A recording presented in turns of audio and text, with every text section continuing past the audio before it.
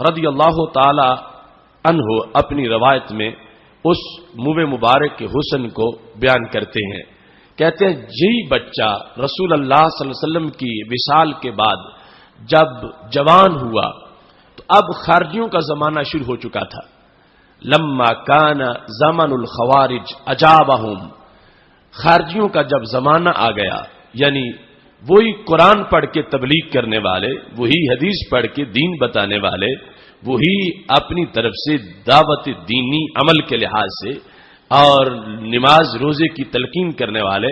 یہ خارجیت کا طائفہ جس کو صحابہ سمجھے ہوئے تھے کہ ان کی جڑ منافقت ہے، اب جب انہوں نے صحابہ کے دور میں اپنا تبلیغی نیٹ ورک بنا لیا اور تبلیغ شروع کر دی،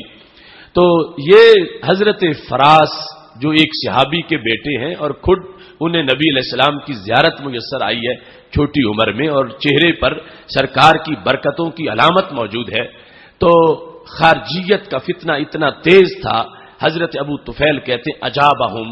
اس بچے نے بھی خارجیت کو قبول کر لیا.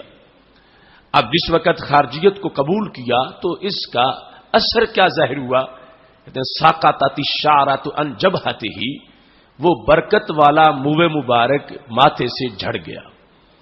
ساقطت الشعرۃ عن جبہتہ، رسول اللہ صلی اللہ علیہ وسلم نے جب انگلی رکھی تھی تو منہ مبارک پیدا ہوا تھا. اس بندے نے خارجیت کی بدعقیدگی کو قبول کیا تو وہ منہ مبارک جھڑ گیا. اب جس وقت حضرت عمر کو پتا چلا کہ میرا بیٹا خارجی بن گیا ہے،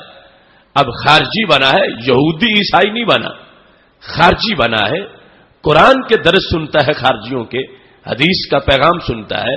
لیکن صحابی سمجھتے ہیں کہ خارجیت کس زہر کا نام ہے، لہذا حضرت عمر رضی اللہ تعالی عنہ نے فوراً اس پہ ایکشن لیا. آج اس لحاظ سے بھی اس حدیث میں ہمارے لیے سبق ہے کہ اگر کسی کا بچہ یوں بد عقیدہ ہو جائے تو اسے غافل نہیں رہنا چاہیے، فوراً اپنے جگر پارے کی صحت کا خیال کرنا چاہیے کہ جس کی بنیاد پر اس کی دین کی حیثیت بھی مخدوش ہو گئی ہے اور اس کی ساری عظمتیں مخدوش ہو گئی ہیں. تو حضرت ابو طفیل رضی اللہ تعالی عنہ نے اپنے بیٹے کو، جو اب بچہ نہیں جوان ہو چکا ہے، اخذہ پکڑا، حبسہ زنجیروں میں جکڑا، وقیدہ اور کمرے میں بند کر دیا. اخذہ حبسہ قیدہ، یہ کام کون کرنے والے ہیں؟ یہ کرنے والے ہیں صحابی رسول صلی اللہ علیہ وسلم. اپنے بیٹے کو پکڑ کے باندھ کے کمرے میں بند کر کے بچانا کس سے چاہتے ہیں؟ مخافت ان یلحق بہم، بچانا اس سے چاہتے ہیں کہ کسی خارجی کا درس قرآن جا کے نہ سنیں، کسی خارجی کی باتیں نہ سنیں، کسی خارجی کے پروگرام میں نہ جائے، اس سے کسی خارجی کی ملاقات نہ ہو، کوئی خارجی اس سے آ کے مل نہ سکے. انہوں نے اپنے بیٹے کو کمرے میں بند کر دیا. اب صدیوں کا فاصلہ ابھی نہیں گزرا، ابھی تو کل رسول اللہ صلی اللہ علیہ وسلم کا وصال ہوا ہے، اسی بیٹے کے ماتھے پر سرکار کی انگلی سے منہ مبارک اگا تھا. اب یہ خارجیت قرآن پڑھ کے، حدیث پڑھ کے، دینی دعوت دے کے، نماز روزے کے غلاف میں اپنی بدعقیدگی کا زہر کا پیالہ جس وقت ینگ جنریشن کو پلا رہی ہے، تو صحابہ نے سب سے پہلے اس پر اپنے رد عمل کا اظہار کیا. آخر صحابہ سے بڑھ کر کھلا دماغ کس کا ہو سکتا ہے، اور صحابہ سے پڑھ کر دین کی جامع سوچ کس سے ہو سکتی ہے، اور صحابہ سے بڑھ کر عالمگیر اسلام کا تصور کس کے پاس ہو سکتا ہے؟ یہ سب کچھ ہوتے ہوئے انہوں نے کہا، واضح کیا، اپنے عمل سے ظاہر کیا کہ اگر قرآن کی آڑ میں بدعقیدگی پھیلائی جا رہی ہو تو پھر اپنی اولاد کو اس درس قرآن سے بچانا بھی لازم ہو جاتا ہے. اگر قرآن و سنت پیش کر کے اپنی خواہش کا مسلک لوگوں کو پڑھایا جا رہا ہو تو اس وقت والدین پہ فرض ہے کہ وہ اپنی اولاد کی حفاظت کریں اور انہیں ایسے پروگراموں میں مت جانے دیں. اب یہ کوئی متشدد مفتی نہیں کہ جس پر کہہ دیا جائے کہ اس کا دنگ دماغ ہے اور کسی کو کسی کا درس قرآن بھی نہیں سننے دیتا. یہ تو صحابی رسول صلی اللہ علیہ وسلم ہے، اور جنہوں نے اپنے بیٹے کو پکڑا ہے، جکڑا ہے اور کمرے میں بند کر دیا ہے، مخافت ان یلحق بہم، فرمایا ہم اسے خارجیوں کے پاس نہیں جانے دیں گے، ان کا درس نہیں سننے دیں گے، اس واسطے کہ خارجیت کو ہم جانتے ہیں کہ قرآن و سنت کا نام لے کر وہ لوگوں کا ایمان لوٹتے ہیں۔ تو صحابی نے اپنے بیٹے کو محفوظ کرنے کے لیے کمرے میں بند کر دیا۔ اب جب بد عقیدگی پھیلی، صحابہ نے یہ ایسا طرز عمل اختیار کیا، تو اب جو سننے والے ہیں ان کا حق کیا بنتا تھا؟ تو حضرت ابو طفیل رضی اللہ تعالی عنہ کو پتا چل گیا کہ وہ فراس جن کے ماتھے پر رسول اللہ صلی اللہ علیہ وسلم نے ہاتھ رکھا تو منہ مبارک پیدا ہوا، اب وہ خارجی بن گئے ہیں اور منہ مبارک جھڑ گیا ہے۔ ایک تو پھر نئے سرے سے لوگوں کو پتا چلا کہ یہ سرکار کی وصال کے بعد بھی منہ مبارک نے بتا دیا ہے، جھڑ کے رد عمل ظاہر کر کے اپنے احتجاج سے یہ ثابت کر دیا ہے کہ جس سینے میں خارجیت ہو چہرے پہ نور ایمان باقی نہیں رہتا، اگرچہ وہ جتنا ہی قرآن کی آیات پڑھتا رہے، منہ مبارک حضرت فراس کے ماتھے سے جھڑ گیا ہے۔ اور جھڑ جانے کے بعد اب یہ صورتحال ہے کہ حضرت ابو طفیل رضی اللہ تعالی عنہ نے لازمی سمجھا ہمارے ہوتے ہوئے، صحابہ کے ہوتے ہوئے ایسی صورتحال بن جائے تو یہ درست نہیں ہے، لہذا حضرت ابو طفیل حضرت فراس کو سمجھانے اس کمرے میں داخل ہوئے جہاں ان کی ابا جی نے ان کو بند کر رکھا تھا۔ حضرت ابو طفیل نے جا کر اپنی طرف سے دلائل کا اظہار کیا، اور یہ آج ذمہ داری ہے حق پرستوں کی، جو علماء ہیں، کہ جب پتا چلے کہ اس طرح لوگوں کی اولادیں خراب ہو رہی ہیں اور اس طرح عقائد بگڑ رہے ہیں اور اس طرح لوگوں کو شربت کے نام پر زہر پلایا جا رہا ہے، تو وہ جا کے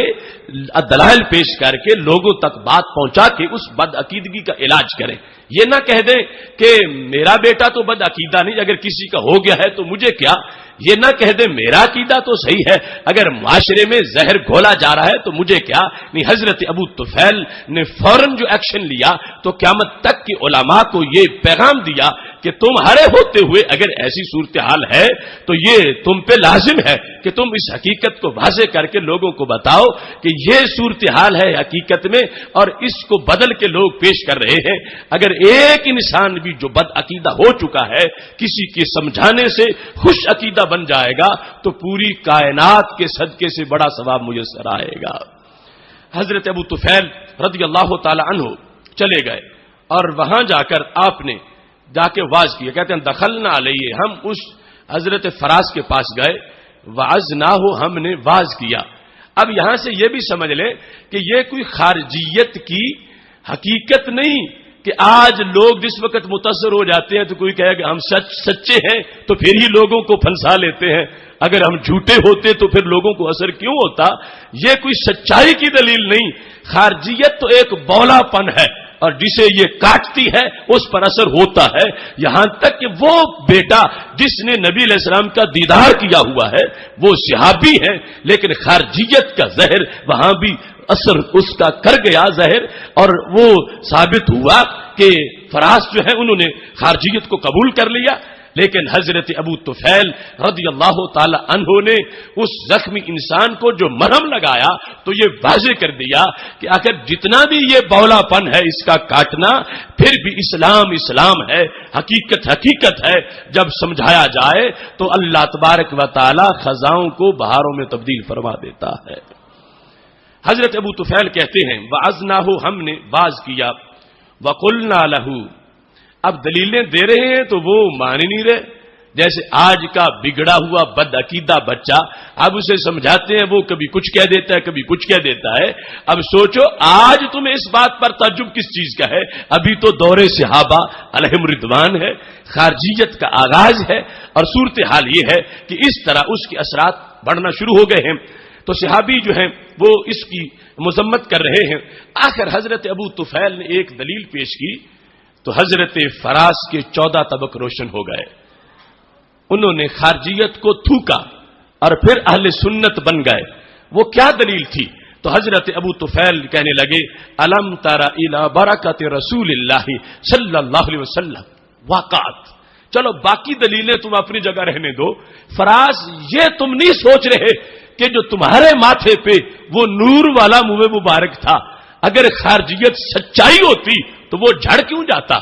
جب تم خارجی بنے ہو، جب تم بد عقیدہ بنے ہو، جب تم نے ہمارے والا رستہ چھوڑا ہے، جب تم خارجیوں کے درس سن کے تم نے خارجیت کو قبول کیا ہے، جو تمہارے ماتھے سے منہ مبارک جھڑ گیا ہے، یہ اس بات کی دلیل ہے کہ جو پہلے مسلک تھا وہ سچا تھا، اور جو تم نے اب خارجیت کی شکل میں قبول کیا وہ جھوٹا ہے. لہذا اس بنیاد پر خارجیت کو جہنم کے شعلے سمجھو اور خارجیت سے تائب ہو جاؤ، تاکہ اللہ پھر تمہیں پہلی والی برکتیں عطا فرما دے. اب صحابی رسول صلی اللہ علیہ وسلم حضرت ابو طفیل رضی اللہ تعالی عنہ نے جس وقت یہ بات پیش کی، دلیل پیش کی، کہتے ہیں فلم نزل حتی رجع ان رأیہم، فرمایا ہم اس وقت تک کمرے سے باہر نہیں نکلے جب تک کہ حضرت فراس نے خارجیت سے توبہ نہیں کر لی. اب انقلاب آ گیا. خارجیت کے بعد پھر جس وقت اہل سنت کا عقیدہ حضرت فراس کا بنا تو حضرت ابو طفیل